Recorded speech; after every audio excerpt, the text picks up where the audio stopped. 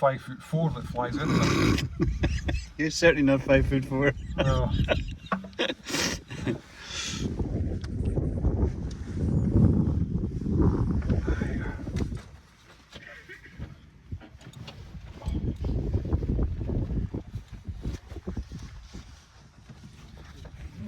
Right, we're not doing aerobatics anyway, so it's not the biggest issue.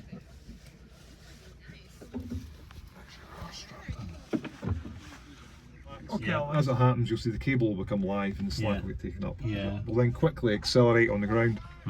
As we come off the ground, once we've got airspeed is going through 55-60 knots, and increasing, they'll rotate in the right.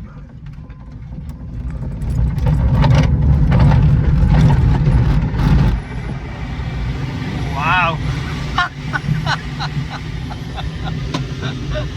Wow! That is so exciting.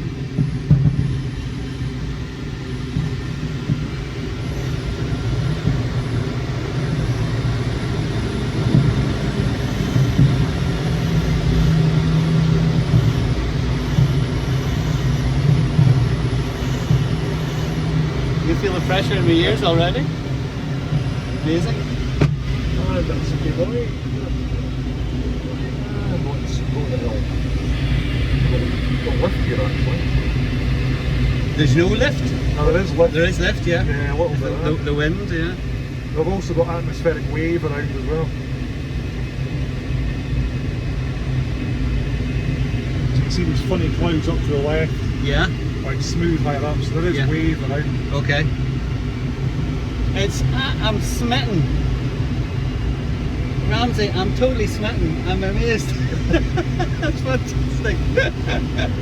It's a nice way to go flying. I got a good winch launch as well, that was over 1,300 feet. So yeah, that was fantastic, yeah. Wave. Might get to the hill.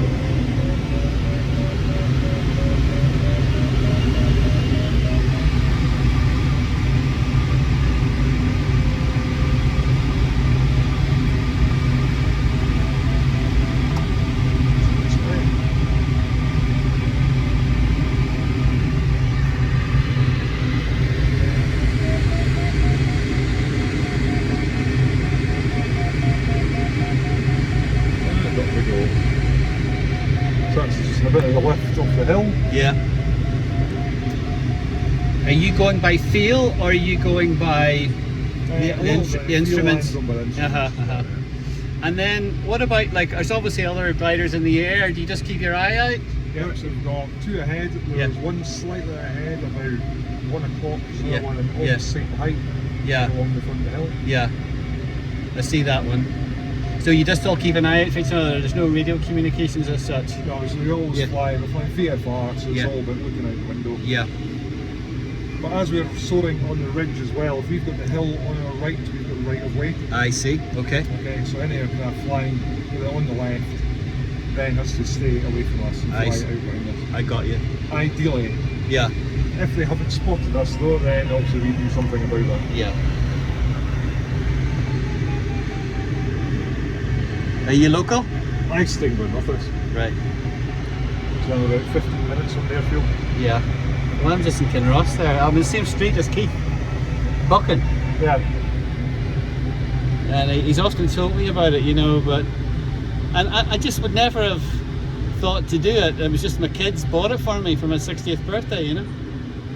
Well, quite right. Well, you say you've never thought about it. It's a fact, because I remember last year or the year before, I've got a guy that had been a BA captain for 40 years. Yeah. And his kids decided, oh, buy a gliding experience. But he'd flown the guys for years that said, you need to go gliding, and he'd never had the opportunity. And as you go flying, it was like, that was just incredible. Like, yeah, it's the correct way to go flying. It's so quiet, isn't it? Like, it's just so quiet and... Plus for him, I mean, I gave him control of the aircraft. Yeah, He knew how to fly. Yeah, like, of course. This is the most pure flying he's ever done in his life. What's that constant beep I'm hearing? So that's the electronic variometer, okay? Right, right. So the glider coming down, so that's... Right, so I'm just going to turn away from that glider control. Oh yeah, yeah, I see that.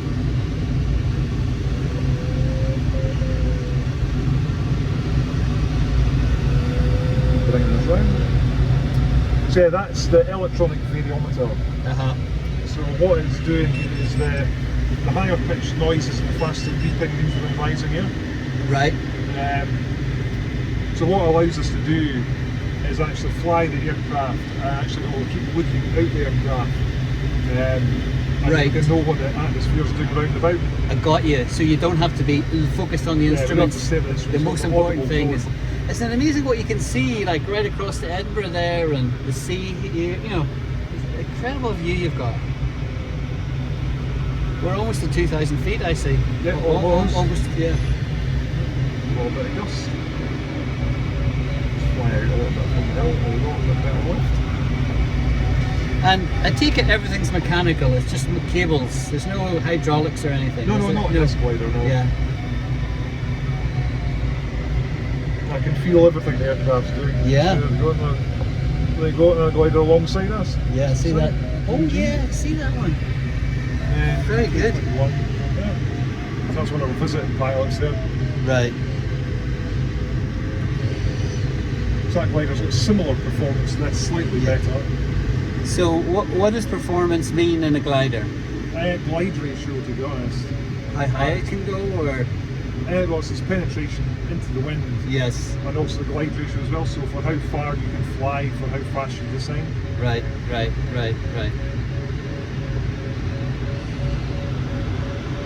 So, as an example, this glider from per 1,000 feet maybe fly, well, in still air will be maybe 8 miles or something it can fly. Really? Per 1,000 feet, yeah, something like that. And do you ever venture away from the airfield? Like yes. If you got a good day and you're getting up nice and high, you could venture, how far would you go? Well, people have flown from here to Northern Ireland. No! One of the parts, John Williams, he flew up to Northern Ireland and back. Wow! And then came back and did another 500 kilometres over Scotland. I mean, was it just a fantastic day? Yeah, it worked. The weather was right and all the conditions set up, you could do it. So he went and did it. Amazing. Amazing. I'm from Northern Ireland originally, so if I could do that, I could phone my parents and say, come out. Amazing. There's another pilot that flies down in Denby in Wales, Chris Gill, and he's flown from there up to here and then up to like a boy. Wow. And he's certainly a very good cross-country pilot. So even he set a flight that was a bit nuts earlier in the year. He flew from Denby, climbed high enough, flew all the way up to Northern Ireland, and then across the Irish Sea, over the top of Dublin and everything, and then proceeded to then had to land at Gretna. And then got towed, and then went sorted out to get towed back to Australia. Right, very good. But it's an interesting story, that one. Yeah. You'd actually worked out the conditions that we're getting just now, so we're not on the hill, we're actually now climbing, so there is strong enough wind. There is wave actually kicking about. Yeah. Still, because that DG in front of us is climbing as well, so I'm kind of following him a little bit. Oh yeah, I see that, yeah. Because we're on just the very front of this cloud here, so we try and there we go. So yes, we're actually using the rising air on the front of this cloud to the left. Now then. So as the wind blows over the hills, it goes up and down. Yes. Okay, and gradually there's like thousands and thousands of feet in the atmosphere, which is what we are actually flying in at the moment. Right. It's difficult to see, it's not very defined when it's like this. It gives you another appreciation for the beauty of where we live, doesn't it? Yes. As well. I mean, I mountain bike up that hill there all the time, and this one here, particularly through COVID, I got into doing that with my boys, you know. So much fun, but this is in a different dimension.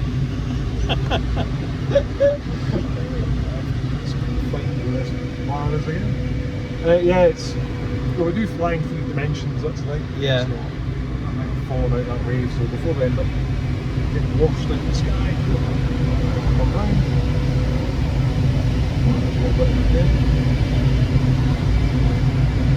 When it started going blue like this, it becomes a bit more difficult to find where the actual lift is. Yeah. The clouds are the giveaway, but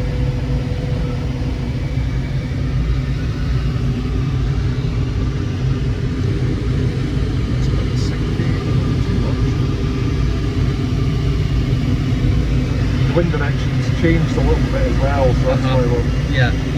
the wave that was there is not quite as obvious. And there's a lot of signs of flag back the hill.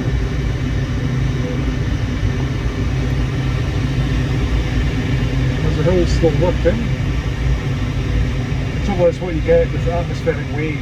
You can see in the distance how the clouds are like in lines across the sky. I see that, yeah. And they're not moving, so that's a good indicator of wave. Right. But the trouble is what goes up at high speed also goes down at high speed at the other side. So you can get washed out of the sky quite quickly. Right. But what we can sometimes have here is when you get these conditions, you'll fly to the hill, you think the wind should be blowing up in front of the hill, Yeah. but the atmosphere above it's actually pushing down the way on top of the hill. So sometimes you might get there and it doesn't actually work. Right. Which I have experienced in the past.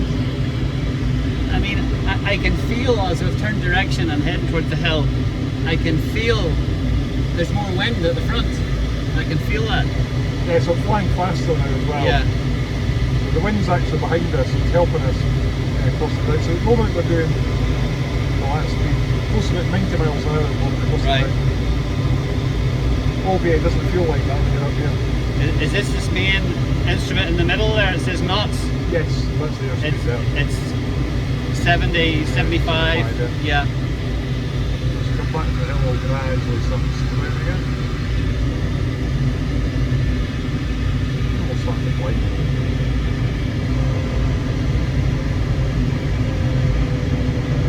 So when you fly these big, huge distances to Northern Ireland or down to England and that, how do you manage the interaction with airliners? Because presumably you're up at 15,000 or 20,000 feet or something, would you be? Yes, well, it depends how much controlled airspace is around you at the time. Yeah. Where we are at the moment, we're right on the edge of airspace that's above the hill. Yeah. And then basically the Opal Hills is a line of airspace almost up towards like Dundee direction. Yes. But in between over the Loch and things here is actually what we call Class G. Right. Anybody can fly in, so we're allowed Yeah. up to 10,000 feet without NOTAM, without telling anybody. Okay. And if we're going to fly above 10,000 feet, then we can fly up to flight level 195, which is 19,500 feet. Right. But we then have to NOTAM, we're going to be up that high, so commercial aircraft are aware that we will be there without transponders. Okay. So we're not they can't really see us. I see. I'm with you. And then if we're above flight level 195, there's certain areas we can go up to 24,500 feet. Yeah. Or above that, this particular glider actually does have a transponder in it. Okay. So you can switch it on and speak to the traffic. They'll tell you the code, squawk. That's the See, there's a in front of us. You see that? Yeah, not him.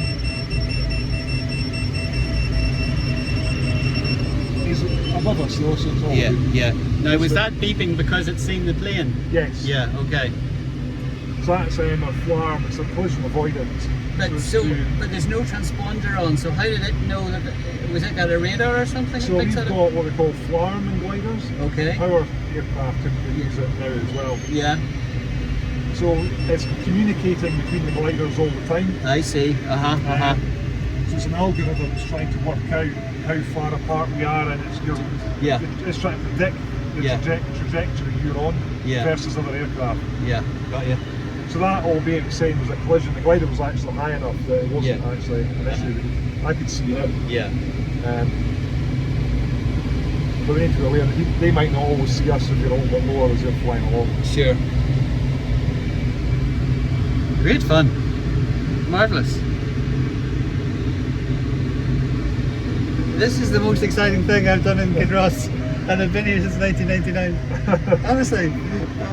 I often said to my wife, I'll maybe go up on a glider one day, it was a kind of a bucket list thing. Yeah. But now you've explained to me how the finances work in that. I mean, it's reasonable. Those costs you talked about. It is reasonable. It's entirely reasonable. I say it's similar to a price of being a golf course. That's what I'm thinking, yeah. But nobody's impressed when you say you play golf. Yeah. The danger is you slowly get a kick under the table when you start talking about going flying. Yeah. Stop boring everybody. everybody. What do you do for a hobby? Well, and it's like, stop talking about it, we don't care. Right? But yeah, but it's really exciting. They will learn. Yeah. Yeah. I can see why Keith got smitten. Yeah, well, as a power pilot, it's also pure flying for these sort of guys. Yeah, yeah. I mean, it is stunning to think that we're not burning any energy. Yeah, we're just using atmosphere to stay up. Yeah.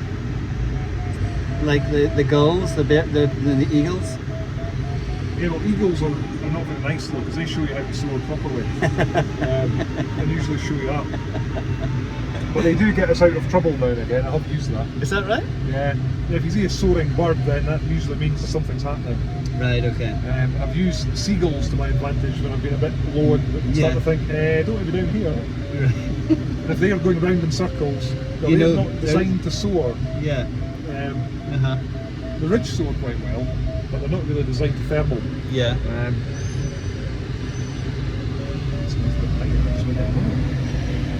Hey Alan, you said you like to fly the glider. Sure. So everything airfield. Okay. So, do you then deliberately hit the ground at a certain speed? No, we basically let the glider stall itself onto the ground. Okay. So gradually, coming to land, they'll gradually slow the glider down to the point that we don't have enough speed to generate enough lift to combat the weight. Got you. So basically, just keep trying. As we're coming to land, I essentially try and make the glider not land. I try and keep it flying all the time until it slows down. Yeah. Okay.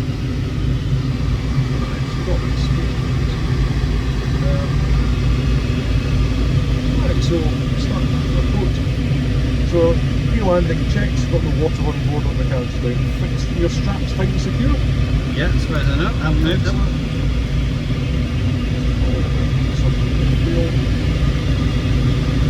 It's a little bit breezy, so keep a little bit of height in the bag. Swing, nice fun. Swing, that's a good north view.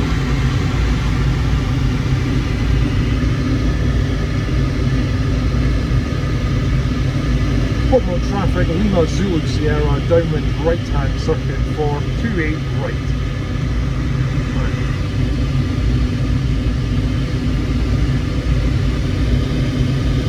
So we're starting to fly a rectangle, starting to circuit what we call high V.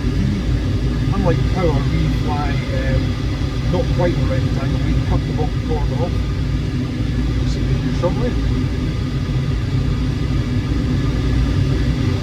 Starting to turn by 45 degrees turning out. Of course, I'm hitting the hill to the left.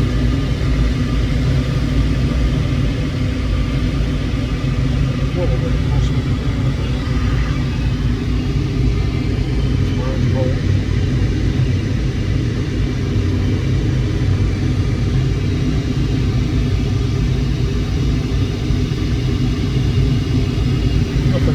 Final slowly behind us, and as it's a bit easy, we'll keep a little bit of height in the bag.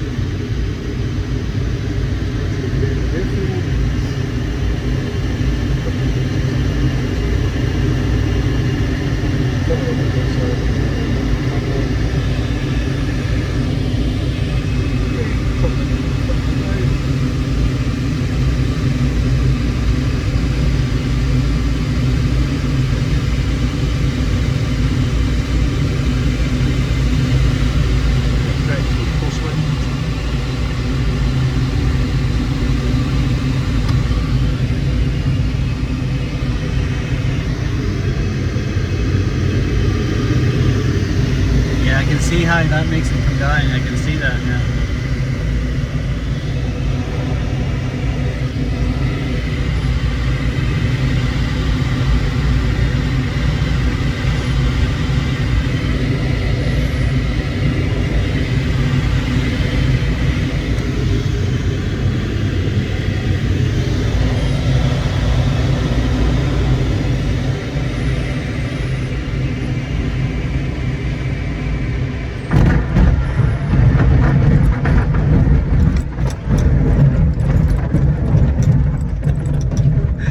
Bumpy, isn't it? Oh my God. The Northfield is a little bit bumpy.